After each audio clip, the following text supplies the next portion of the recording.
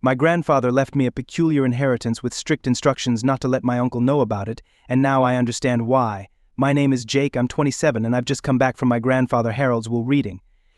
He passed away a few weeks ago at 83, leaving a legacy I'd always associated with his wisdom and kindness. To me, he was the embodiment of strength and mystery, always sharing family stories with a sparkle in his eye. We were closer than I was with most people in my life. When my father passed away during my childhood, my grandfather became the closest thing I had to a father. I spent countless weekends with him, listening to tales of his youth, his adventures, and his experiences that he recounted in a way that felt almost legendary. He would talk about his parents, my great-grandparents, and the business they'd built from scratch, which had supported our family for generations. Even in his later years, Harold had a sharp mind, and I admired his intelligence. But his stories about the family business, a mining venture, from what I gathered were often vague, more myth than reality. Whenever I asked for specifics, he'd go silent, his gaze distant, and I'd know not to press further.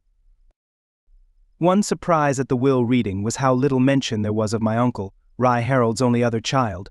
Rye, who was 55, sat across the room expressionless.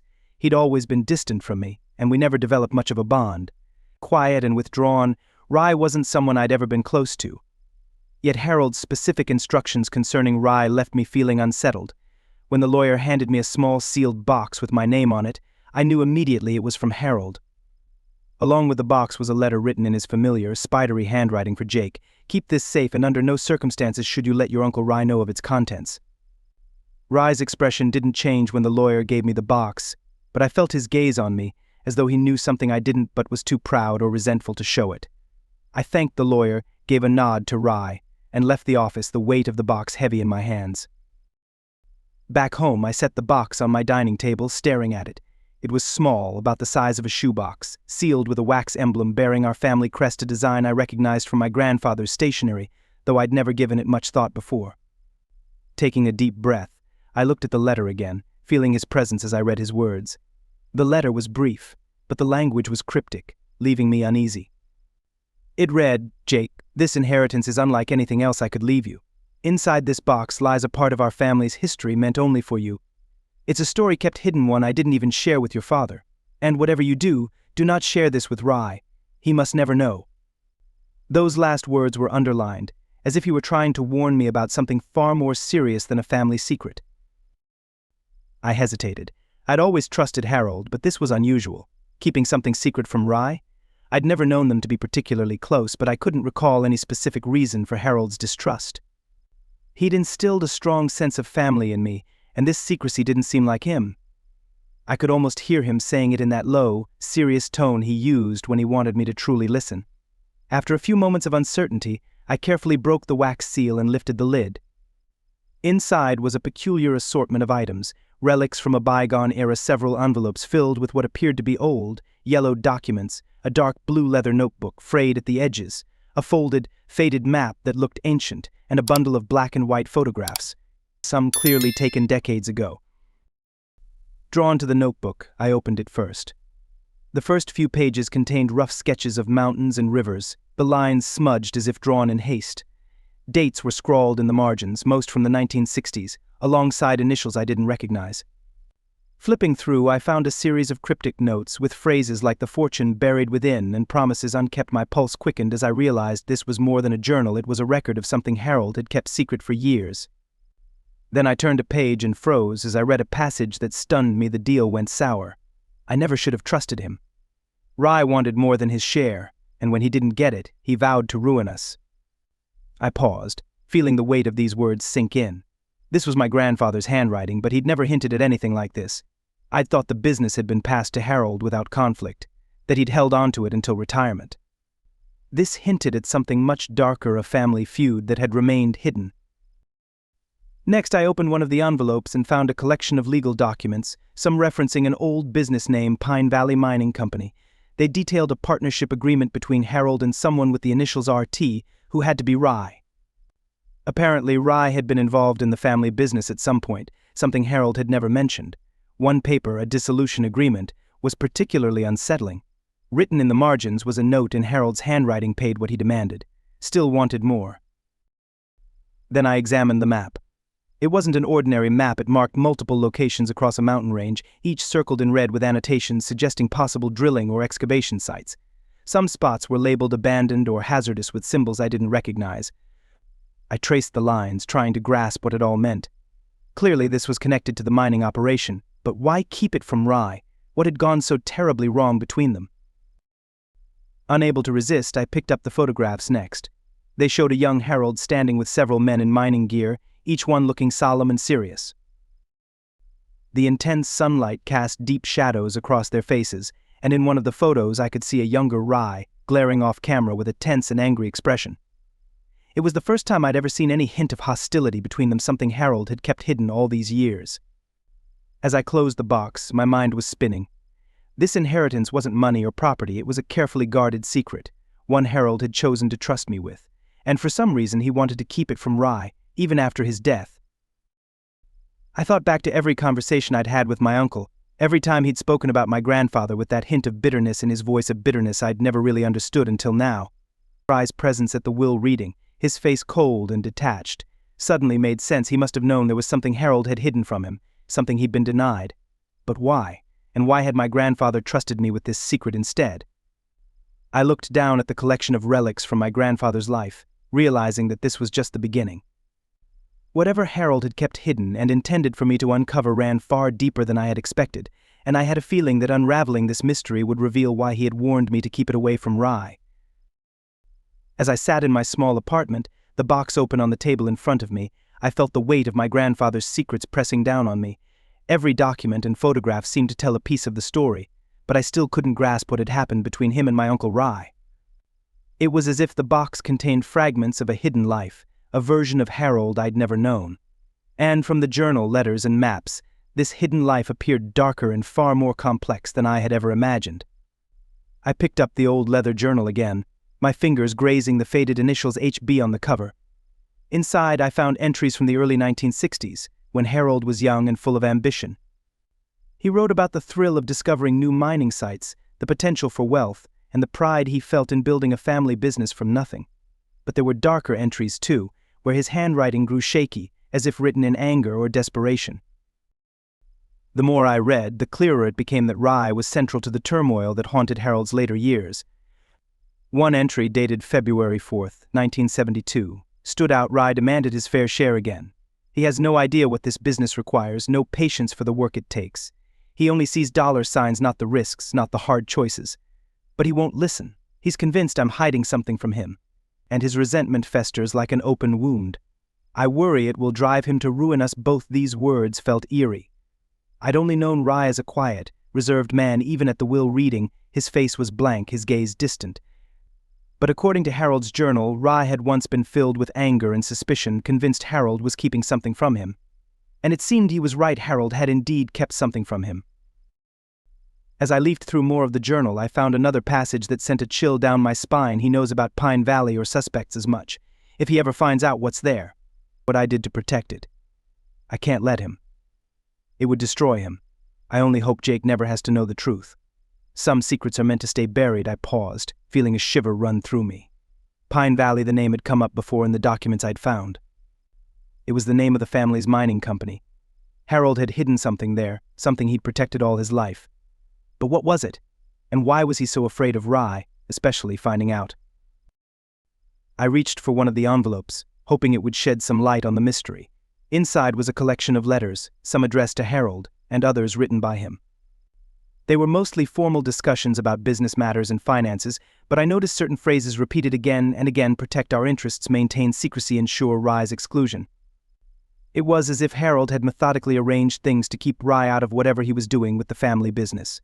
One of the letters, dated from the late 1970s and written by a lawyer, contained a legal document formalizing a buyout, Harold paying Rye a large sum to relinquish all claims to Pine Valley Mining Company. In the margin, Harold had scrawled, "He took the money, but he'll never forgive me for it, not as long as he suspects I kept something back." Harold had successfully cut Rye out of the business entirely, paying him off to ensure he couldn't return. I couldn't imagine the bitterness that must have driven such a decision, especially considering Harold's loyalty to family. But the more I read, the more I understood that he had felt it necessary to protect something, and that something was valuable enough to cost Rye his legacy. My curiosity grew, but I had reached a dead end with just these letters and journal entries. I needed more context, someone who could fill in the blanks. I thought back to my grandfather's old friend, Bill. He'd been around during Harold's mining days, often stopping by to visit when I was young, staying late to share drinks and stories with Harold. If anyone knew more about Pine Valley and what had gone wrong between Harold and Rye, it would be Bill. The next day I called him, and after some catching up I hesitated before broaching the real reason for my call. "Bill, I found something of my grandfather's journal letters. They mentioned Pine Valley and some kind of falling out with Rye. I was hoping you could tell me more about what happened back then." Bill was quiet for a moment. When he finally spoke, his voice was measured and cautious. "Jake, your grandfather was a good man. He made some tough choices to protect his family, but the Pine Valley days weren't easy. There were things he never talked about, even with me." "But I need to know, Bill," I insisted. "There's something he wanted me to keep from Rye, something he was protecting, and I need to understand why." After a long pause, Bill sighed. "All right, Jake, I'll tell you what I know. Meet me tomorrow at the diner around noon, but understand that some stories are best left in the past." The next day I met Bill at the old diner, the same place he and my grandfather used to take me for breakfast on Sundays. As he stirred his coffee, Bill's eyes seemed distant, as though he was seeing something from years ago. "Your grandfather and Rye started Pine Valley together. They had big dreams, but they were different men with different visions. Harold was steady, cautious, while Rye was impulsive, always looking for shortcuts." Bill took a sip, allowing the silence to linger before he continued. "They were working on one of the richest sites they'd ever found, deep in the mountains, but then there was an accident, a bad one. Some men lost their lives. Rye blamed Harold for it. Said he'd cut corners on safety. It got ugly. There was a lot of anger and resentment on both sides.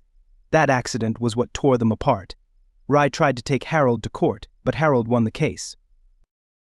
I was stunned. My grandfather had never mentioned any of this. He'd always portrayed the family business as a legacy of hard work, not a story clouded by tragedy and betrayal. Bill continued. "After that, Rye was out. Harold paid him off and kept the company going by himself, but the business never really recovered. It was like a ghost that haunted him, one he could never shake. He talked about it sometimes, late at night, but he never shared the full details." "What about the inheritance?" I asked. "Did Rye ever try to come back for it?" Bill nodded, his gaze sharpening. "He never let go of the idea that Harold owed him something. There were rumors that Harold had struck a hidden vein, a fortune he'd kept buried. Rye always believed Harold was keeping it from him, even if there was no proof." Those words struck me like a revelation. That must have been what Harold was referring to in his journal when he wrote about promises not kept and buried secrets. The inheritance he'd left me wasn't just money, it was a legacy that Rye thought should have been his hidden fortune. Somewhere in Pine Valley. As I left the diner, my mind was spinning. My grandfather had entrusted me with this secret, but it was clear that Rye wasn't done searching for it. He believed Harold had taken something from him, and he was still looking for his share of the family's wealth. Now I understood why Harold had warned me to keep this inheritance hidden. I'd opened a door that couldn't be closed, and if Rye found out what I had, I knew he wouldn't hesitate to go to great lengths to take it. Bill's words stayed with me long after I left the diner. The story of Pine Valley was more tragic than I'd imagined, and knowing it changed the way I saw my grandfather. The man who taught me everything about honesty and hard work had also carried dark secrets, a hidden fortune, a family tragedy, and a fierce feud with his own brother. And the most unsettling part was Rye. I'd never known my uncle well. He'd always been a distant, almost indifferent figure. But now I couldn't shake the image Bill had painted, a man driven by bitterness, someone who might still be searching for a way to claim what he believed was his. Determined to get to the bottom of this, I returned home and opened the box again. I picked up the journal and skimmed through the entries, hoping to catch something I'd missed. The entries confirmed Bill's story, though in fragmented pieces. I read accounts of the accident, the lawsuits, and Harold's sense of betrayal. There were parts where Harold sounded haunted, describing the accident as a dark stain on the family, a burden he'd carried alone. He'd written that Rye had pushed him too far, that his demands were driven by greed rather than justice, but none of this explained why Harold had continued to hide his remaining assets. Setting the journal aside, I reached for the stack of legal documents from the envelope. Most of it was dry financial paperwork filled with numbers and terms I barely understood, but then I found a document titled Dissolution Agreement in bold letters.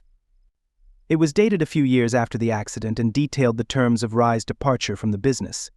According to the document, Rye had been paid a considerable sum to cut all ties with Pine Valley, relinquishing any claims to the company's assets. My grandfather's signature was neatly written at the bottom, alongside Rye's, which looked more like a jagged scrawl than a signature. But there was something more. The final paragraph contained a clause I hadn't noticed before, something that seemed suspicious. It stated that all future earnings or discoveries made under Pine Valley's name would belong solely to Harold, regardless of Rye's previous involvement. If Harold had found a new profitable vein or hidden assets after the accident, Rye would have no claim to them. It was a clean break, a legal barrier that my grandfather had constructed to prevent Rye from reclaiming anything later. A sudden realization hit me. If my inheritance was tied to these assets, then Harold must have kept the business going in secrecy, possibly finding a hidden fortune without ever telling Rye.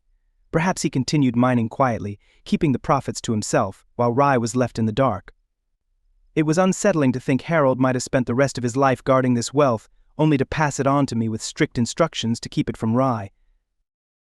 The implications left me feeling both intrigued and uneasy. It was as though I'd been placed in the middle of a story Harold had started years ago, a hidden legacy he'd entrusted to me for reasons I still didn't completely understand. But if my inheritance truly involved concealed wealth, then I'd have to be careful. I now grasped why Harold had given me such strict instructions.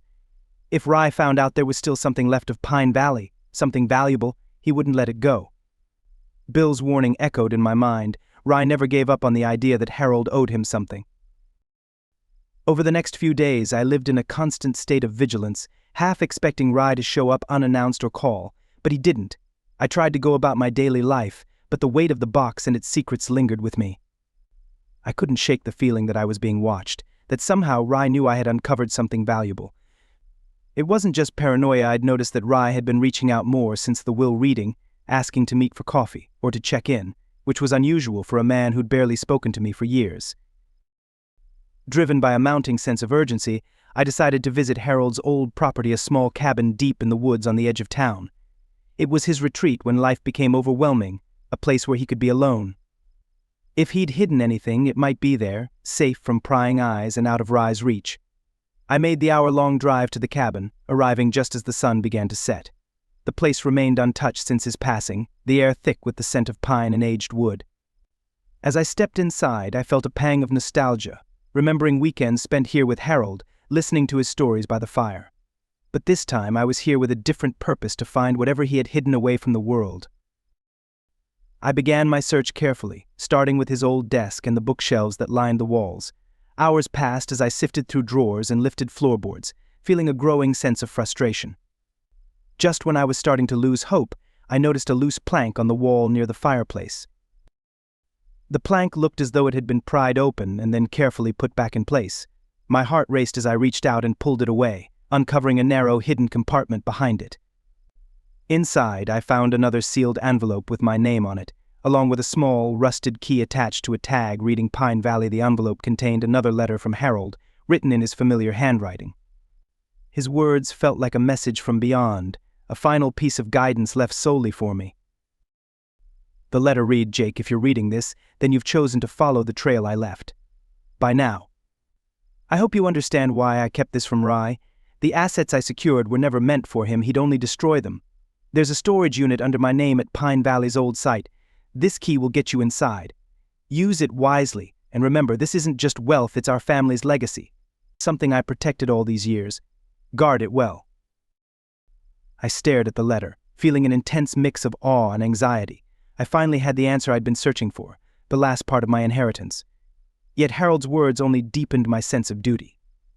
This wasn't just about money, it was about preserving something my grandfather had dedicated his life to, a legacy he had kept safe at a great personal cost, now entrusted to me. The following day, I made my way to Pine Valley. The old mining site was abandoned, a relic from another era, with crumbling buildings and rusted equipment scattered across the land. I located the storage unit, just as Harold's letter had described, tucked away near the edge of the property, and concealed behind a thick overgrowth. Using the rusty key, I unlocked the storage unit, my pulse quickening as the door creaked open.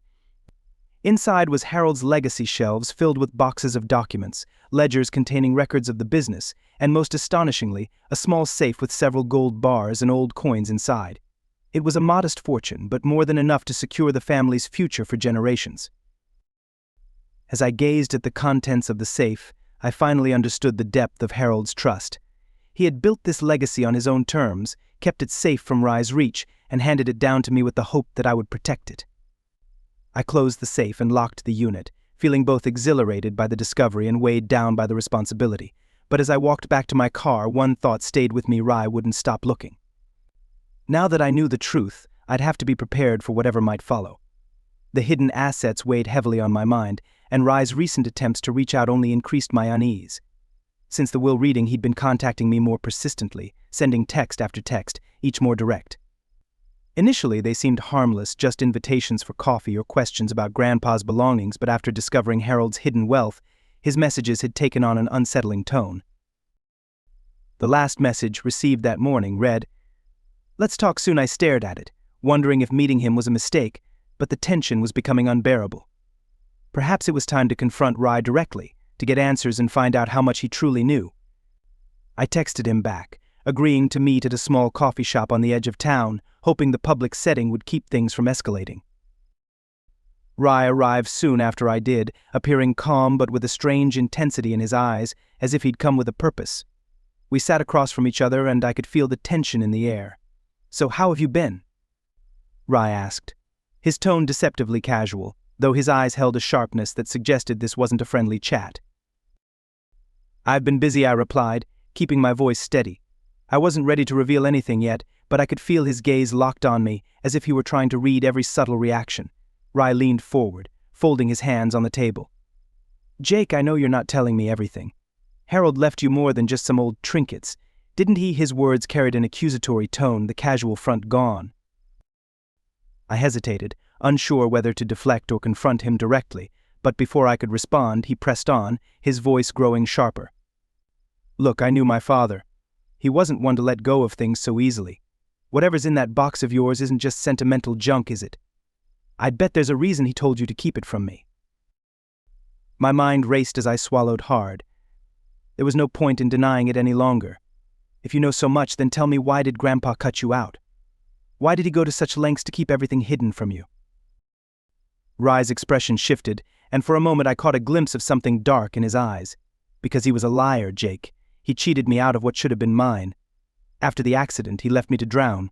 My own brother left me with nothing while he kept his secrets and his fortune."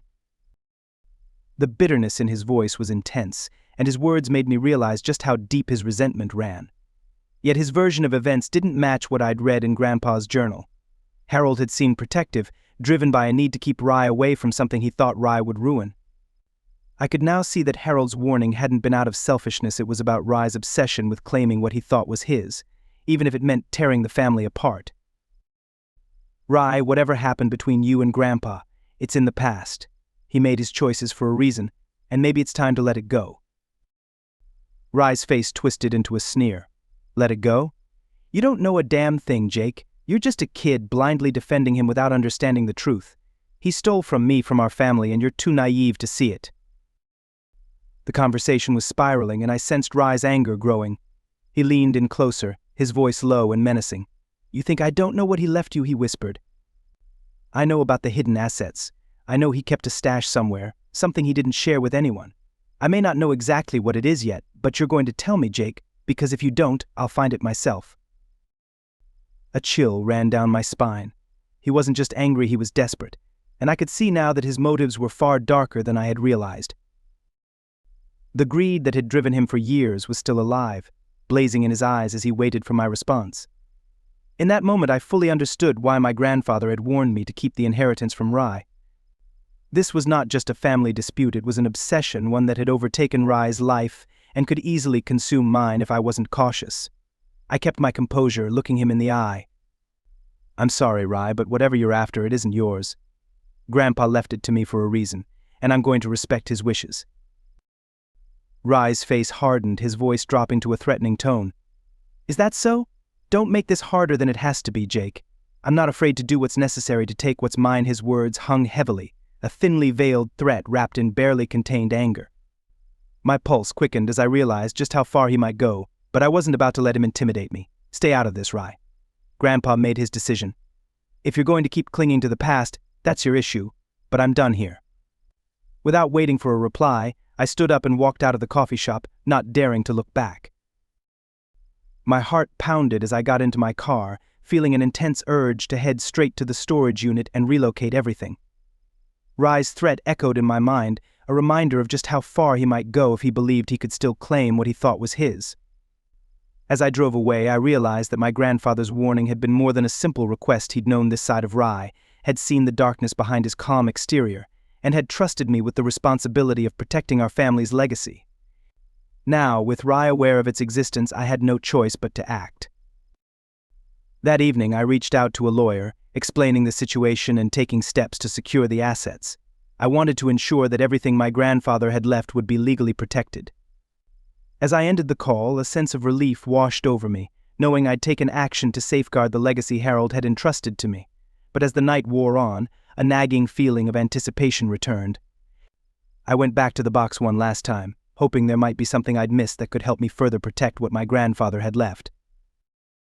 Digging through the remaining items, my fingers brushed against something cold and hard at the bottom, a small metal key with a tag reading Harborview Storage. No, 17 beside it was a folded, faded map, marked with annotations in my grandfather's handwriting. The map traced a path to a storage facility near the old Pine Valley site, where Harold had likely hidden the last part of the inheritance. Without hesitation, I drove to the storage location, spurred on by the memory of Rye's threat and the urgency of securing whatever legacy my grandfather had fought so hard to protect. The storage facility was tucked away, a plain building lined with aging metal doors. Unit 17 was at the far end of the row, its lock worn but intact. As I turned the key and lifted the metal door, a musty smell filled the air. Inside were several metal trunks, stacked neatly, and a small safe. My heart raced as I opened the first trunk to find rows of gold bars, their surfaces dimly gleaming in the faint light. Beside them were smaller boxes containing antique jewelry, diamond brooches, delicate pearl necklaces, rings set with precious stones. It was a fortune amassed over a lifetime, preserved and hidden away. Harold had left it all here, out of reach of anyone who might try to take it from him.